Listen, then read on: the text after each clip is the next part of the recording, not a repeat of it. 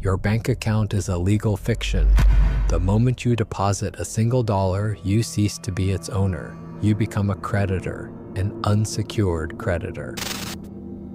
While you were watching the headlines, the global financial architecture was quietly re-engineered. The era of the bailout, where the state saves the banks with taxpayer blood, is dead. We have entered the era of the bail-in. In 2026, when the $1.5 trillion commercial debt wall collapses, the banks won't call the government. They will call you, not for help, but for your balance sheet. They will legally convert your cash into worthless shares of a failing institution. This isn't a conspiracy, it's the law. It's called Statutory Bail-in Power, and it's already hidden in your bank's fine print. I am O. Bernard. This is the dossier. If you think your deposit insurance is a shield, you're holding a paper umbrella in a hurricane. To understand the trap, you must look at the blueprint. Cyprus, 2013. It wasn't a local crisis, it was a global stress test. Overnight, the government froze the banks. They didn't print money to save them. Instead, they executed a haircut. They seized a percentage of uninsured deposits and converted them into equity in a bank that was already insolvent. The world watched, and then the world copied. Today, this mechanism is no longer an emergency measure. It is statutory power. Under the G20's too big to fail resolution frameworks, global, systemically important banks are now required to have total loss-absorbing capacity. In plain English, they are required by law to have a plan to fail using your liquidity as the primary shock absorber. They call it resolution. I call it the institutionalization of theft. If you are seeing the walls close in before the rest of the world, you belong here.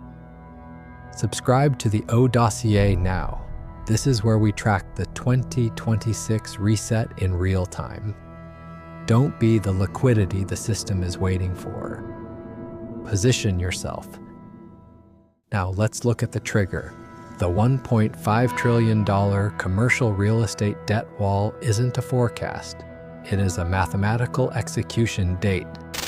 Between now and the end of 2026, these loans must be refinanced at interest rates that have effectively doubled. The regional banking sector, which holds 70% of this debt, is facing a solvency crisis that cannot be fixed by printing money alone. When their capital ratios hit the trigger point, the bail-in isn't a suggestion. It's an automated legal requirement.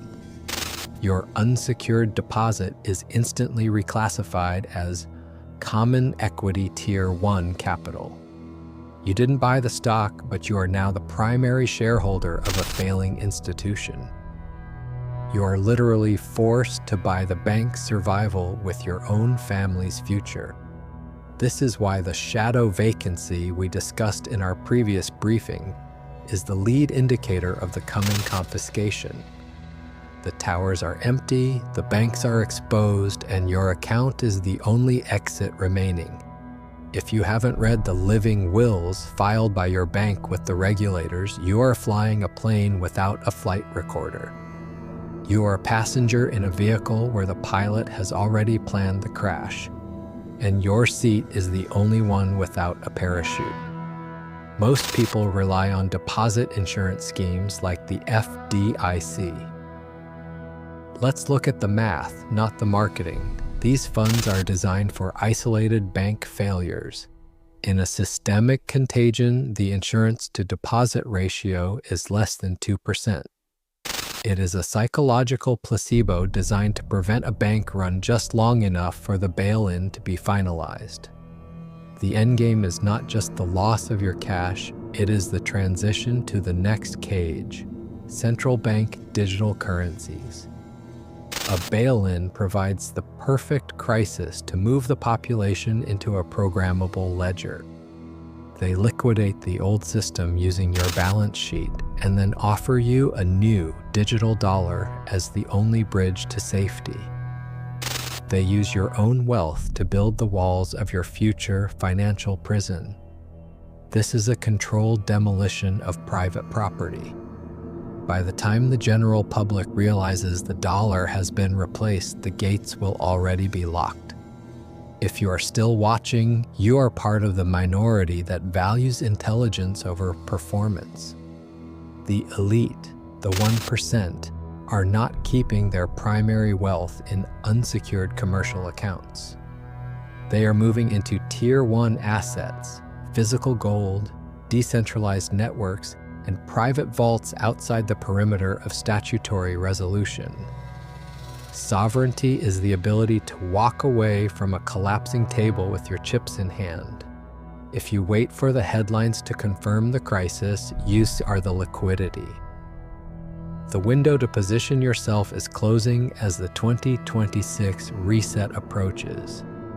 You must diversify your counterparty risk. Understand that in this decade, liquidity is the only weapon that matters. If you don't control the keys, you don't own the asset. You are just a line of code in someone else's resolution plan.